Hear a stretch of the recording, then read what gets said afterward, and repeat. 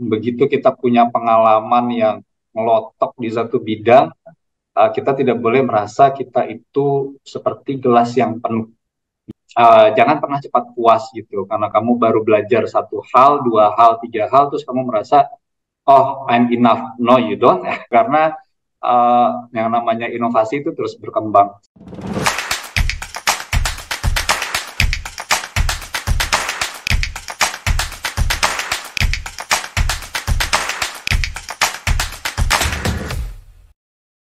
Okay, welcome to the Career Nuggets podcast channel hosted by Esmerandani. The show is all about career lessons from accomplished individuals. So listeners can avoid making the same mistakes in their career and learn from the best.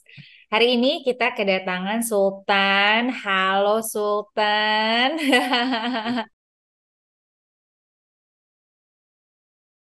Apa Kabarnya, kabar? alhamdulillah baik, Kajeng sehat. Sehat, Alhamdulillah. Sultan ini adalah muka yang familiar dari tahun berapa ya kita Sultan? 2014, 2014. 2014 ya, heeh, 2014, sekarang udah 2023, penghujung, bentar lagi 2024, jadi hampir 10 tahun kita kenal ya, luar biasa. Terus kita ketemu lagi. Oke, jadi ini sangat spesial sekali ya kan. Kita kedatangan seseorang dari industri telekomunikasi gitu ya. Kan dari berbagai macam industri baru kali ini kayaknya aku undang orang telco gitu ya. Jadi pasti insight-nya harusnya cukup menarik gitu kan dan semoga bisa nambah knowledge juga buat teman-teman yang lain yang kira-kira tertarik untuk mengetahui lebih lanjut. Anyways, we're gonna start the podcast with a guest introduction ya. Can you share with us a bit about you, Sultan, and karir kamu tuh gimana, apa yang kamu passionate about gitu kan. Just a little bit about you. Oke, oke. Thank you Kak Ajeng atas opportunity-nya. Oke, Karir Nugget listeners, welcome to the Karir Nugget podcast.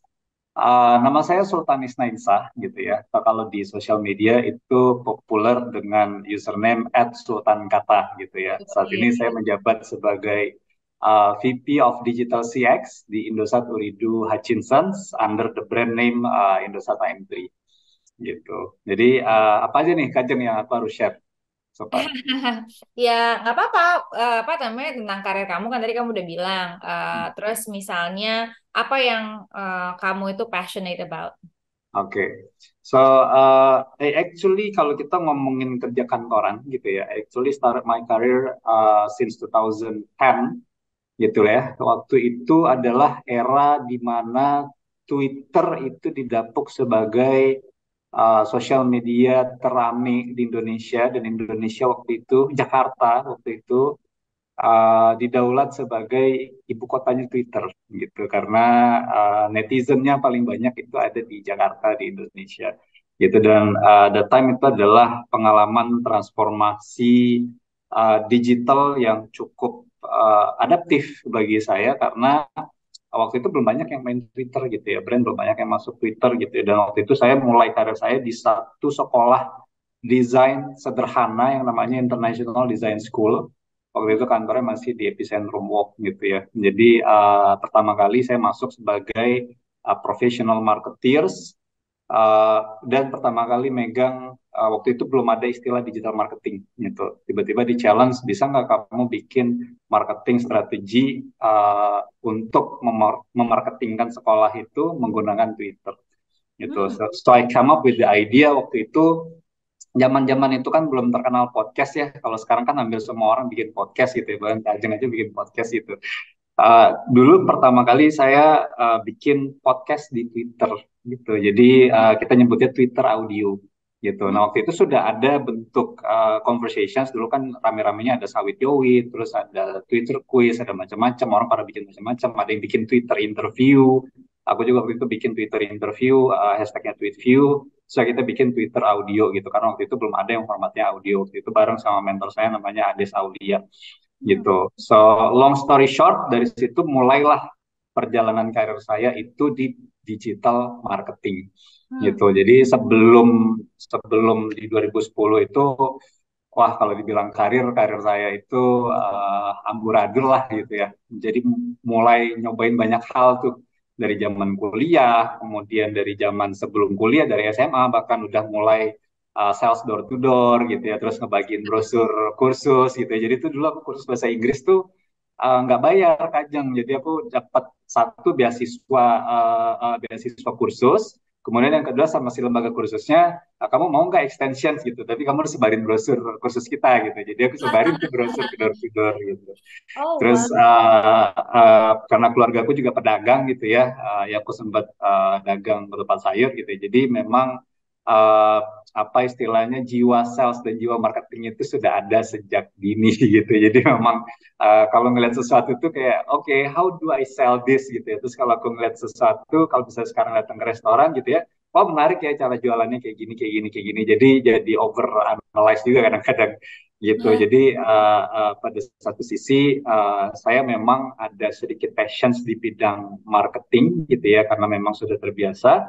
Cuman sebenarnya semakin ke sini saya ngelihat passion saya sebenarnya juga nggak melulu di bidang marketing gitu ya. Saya lebih ke innovation sama transformational gitu. Makanya saya sekarang juga menyebut diri saya itu transformation professional gitu. Karena setiap kali saya masuk perusahaan, perusahaan itu selalu at the age of transformations process gitu. Bahkan waktu dulu kita masuk Zalora juga kan itu juga era di mana e-commerce tuh masih baru gitu ya. Waktu aku sama Kajeng di Zalora tuh e-commerce tuh masih baru, belum banyak orang yang mengenal e-commerce gitu.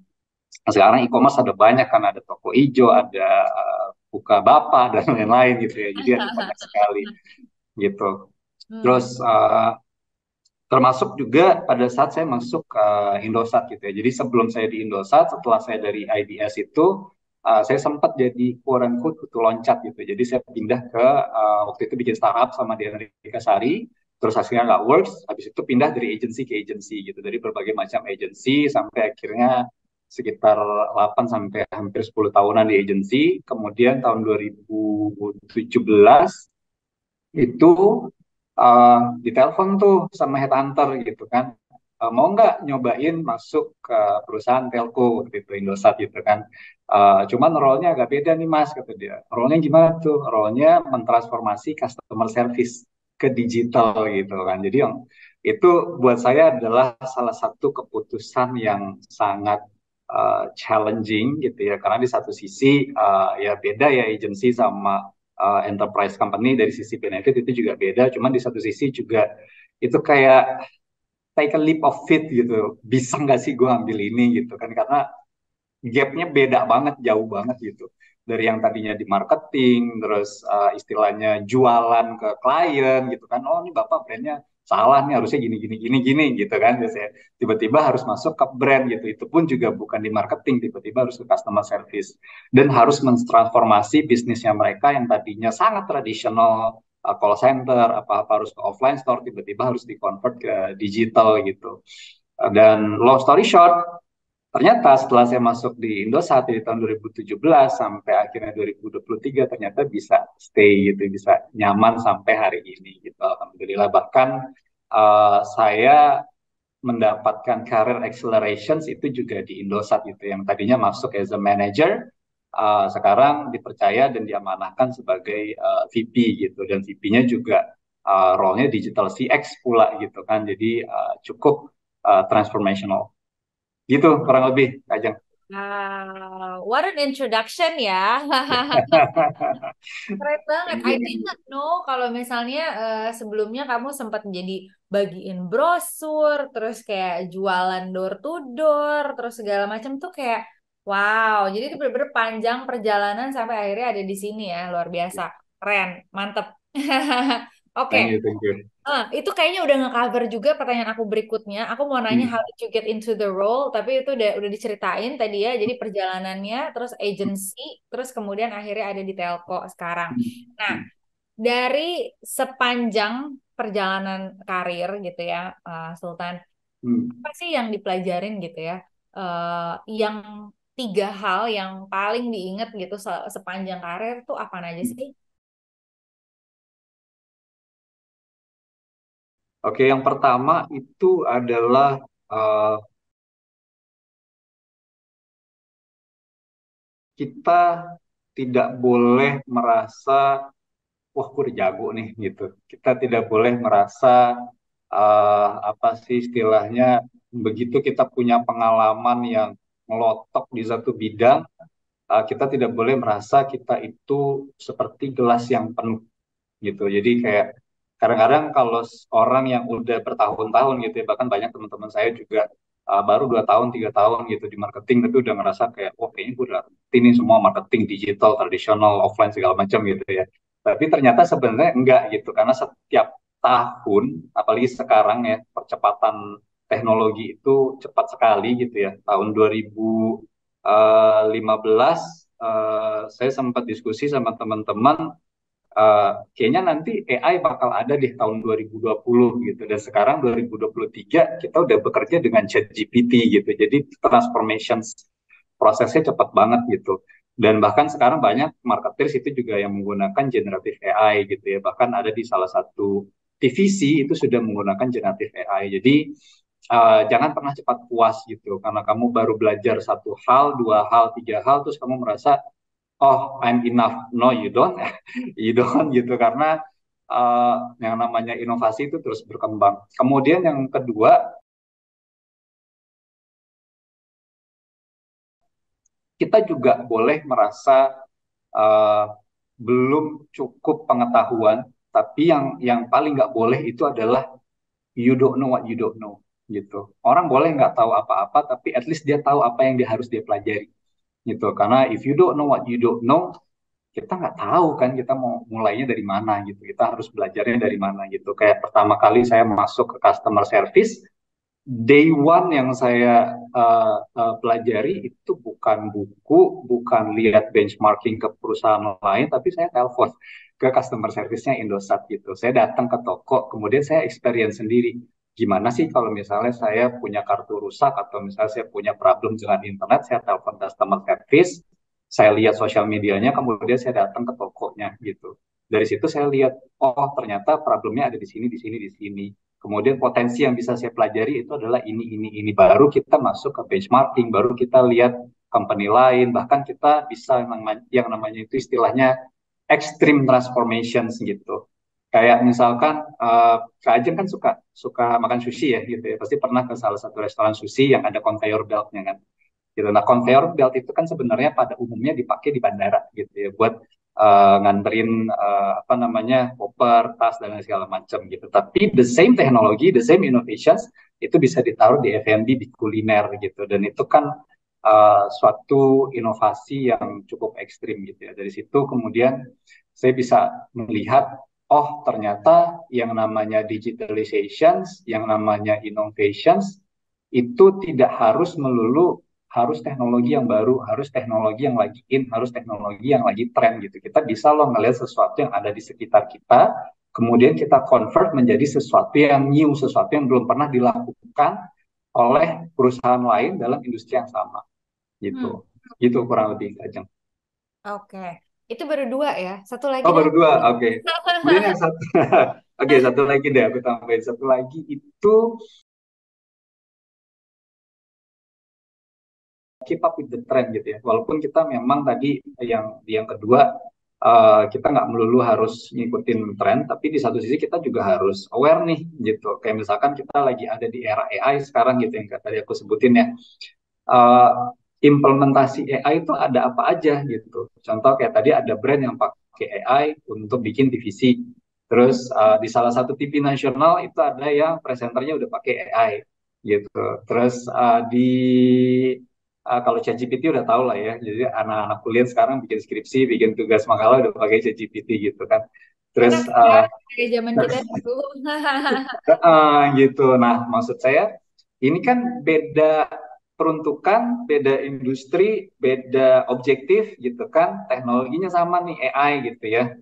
Nah, cuman implementasinya bisa beda-beda gitu. Nah, dari sinilah kita perlu melihat, oh ada tren yang baru nih, apa nih gitu. Kemudian kita translasikan menjadi sesuatu yang relevan dengan bisnis kita gitu. Gimana kita bisa adaptasi dengan teknologi atau inovasi yang baru supaya bisa sesuai dengan kebutuhan bisnis kita gitu kurang lebih kayaknya.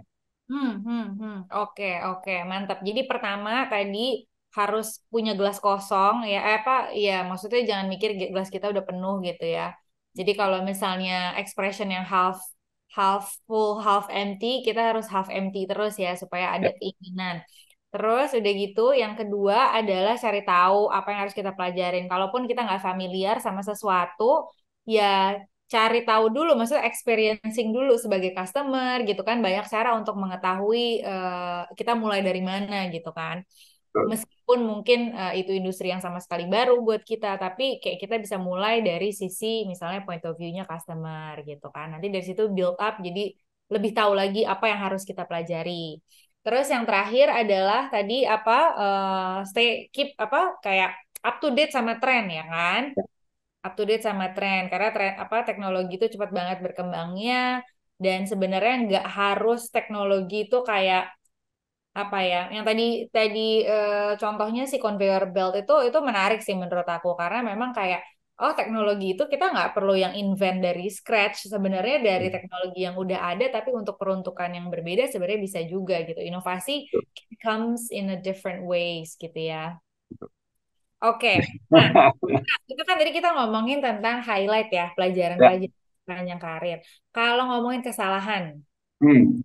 nih apa sih, ada nggak sih kesalahan yang pernah dilakukan gitu kan? What was your biggest mistake that you made in your career? Mhm. Yang berapa tahun berkarir gitu kan? Apa sih kesalahan yang paling diingat dan how did you change how you operate setelah itu? Hmm. Hmm. Oke. Eh, ada banget sih, Kak, ada banyak banget. Cuman yang pertama itu adalah kita nggak boleh takut sama kesalahan gitu ya. Justru dengan kesalahan itu kita banyak belajar gitu ya. Makanya banyak motivator atau entrepreneur atau innovator gitu ya di luar sana itu selalu mengkampanyekan don't afraid to be fail gitu ya. Karena memang itu ada benernya gitu. Karena kalau kita tidak salah gitu ya, kita juga nggak grow gitu. Aku tuh selalu ada satu wisdom yang aku pernah baca di salah satu buku gitu ya. Hidup itu harus kayak kelomang gitu. Kelomang itu hidup kan dia ada rumahnya tuh gitu ya. Nah, semakin dia bertumbuh, rumahnya itu kan makin sempit gitu. Sementara ukuran rumah dia kan tidak bertumbuh. Jadi dia harus keluar, kemudian dia ambil rumah baru yang lebih gede gitu. Dan itu terus seperti itu dan lama-lama dia akan jadi makin besar dan makin besar gitu kan. Nah, ini filosofi yang aku ambil juga gitu ya. Kenapa akhirnya pada tahun 2017 itu aku jump dari marketing ke customer service, sekarang jadi customer experience.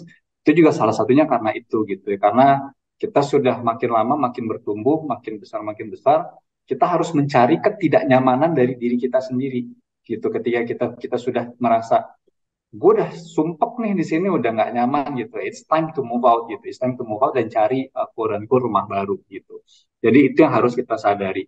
Nah, terkait kesalahan juga uh, kita berada di posisi kita yang sekarang itu juga sedikit banyak karena kesalahan kita gitu. Nah, salah satu kesalahan aku yang paling aku ingat itu adalah waktu dulu pertama kali masuk ke Twitter, itu sering banget Kak aku salah nge-tweet gitu ya.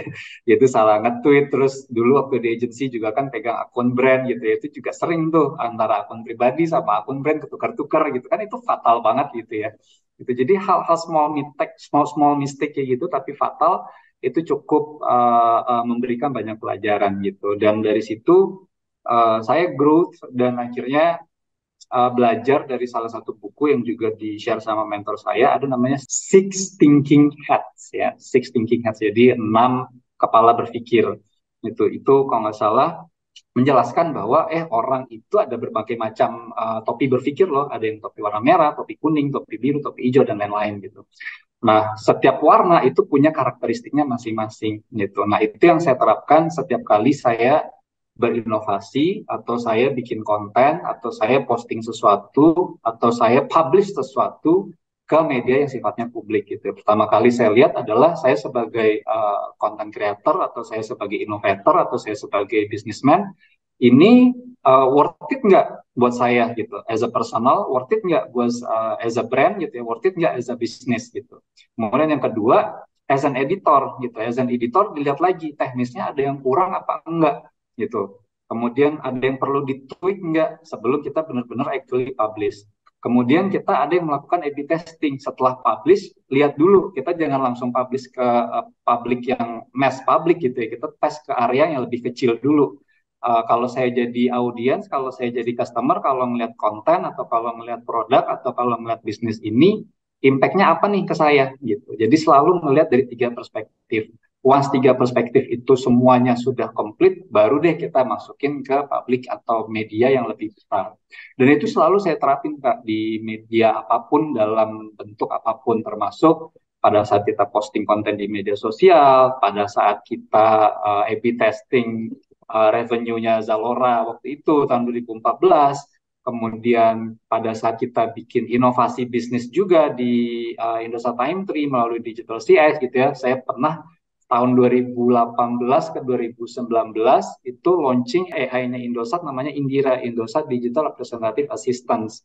Dan memang waktu itu challenge perusahaan adalah bagaimana kita bisa melakukan cost efisiensi terhadap human customer service agents. Nah ini kan ini banget ya kontras gitu karena bidangnya customer service tapi tiba-tiba diganti sama AI gitu kan. Nah berarti kan di satu sisi saya merasa wah nanti gue dimusuhin nih sama customer service agent gitu atau misalkan wah nanti dimusuhin sama orang-orang yang lebih senior di bidangnya gitu kan. Nah tapi as long as kita punya justifications, as long as kita bisa menawarkan solusi terhadap tantangan-tantangan itu gitu ya, kita juga bisa menemukan perspektif yang berbeda. Kayak misalkan agent-agent yang tadinya ngejawab pertanyaan simpel kayak berapa sih pulsa gue. Jadi tahun 2017, tahun 2018 itu Kak, orang-orang customernya Indosat itu datang ke Indosat nanyain pulsa gue berapa gitu. Hah? Terus pulsa gue berapa, terus tagihan gue berapa gitu ya, terus kenapa penggunaan gue nggak kelihatan. Hal-hal kayak gitu kan sebenarnya bisa diselesaikan menggunakan teknologi kan, dengan adanya mobile apps, dengan adanya transparansi melalui PDF tagihan yang kita kirimkan melalui email gitu. Dan itu yang kita innovate di dalam gitu, dan menggunakan Indira semua informasi yang tadinya harus melalui customer service agent sekarang bisa dilihat secara langsung di hadapan pengguna gitu, di hadapan customer tanpa mereka harus nelpon lagi ke call center untuk nanyain hal-hal simpel kayak gitu. Jadi customer service agent saya juga bisa menghandle case-case atau inquiries yang lebih kompleks, yang lebih challenging, yang membutuhkan human brain gitu. Jadi kita menganggap agents itu kerjanya sekarang lebih berkualitas ketimbang dulu gitu. Gitu Hmm. Kak, kurang lebih. Oke, jadi sebenarnya nggak replacing all together ya, lebih kayak oke yang repetitif dan yang pretty straightforward itu Mm-mm. sebenarnya bisa dikasih loh. Jadi kalian juga bisa ngerjain yang lebih strategis. I Ya. see. Oh, oke. Padahal bisa pakai UMB ya. Iya, Ya, bisa. usaha. Oke. Nah, pertanyaan terakhir nih sebelum kita wrap up, Sultan. Thank you banget udah sharing-sharing. Pertanyaan terakhir adalah kalau bisa meninggalkan wisdom nuggets ya, wisdom nuggets Oke. for listener, what would that be? Oke, yang pertama itu uh, jangan cepat puas gitu ya, kayak tadi gitu ya, selalu gelas kosong dan jangan cepat puas. Kadang kita merasa, wah kita udah dapat award nih, oh kita udah achieve revenue nih, oh kita udah sampai di titik yang menurut kita di karir kita itu udah paling tinggi gitu ya.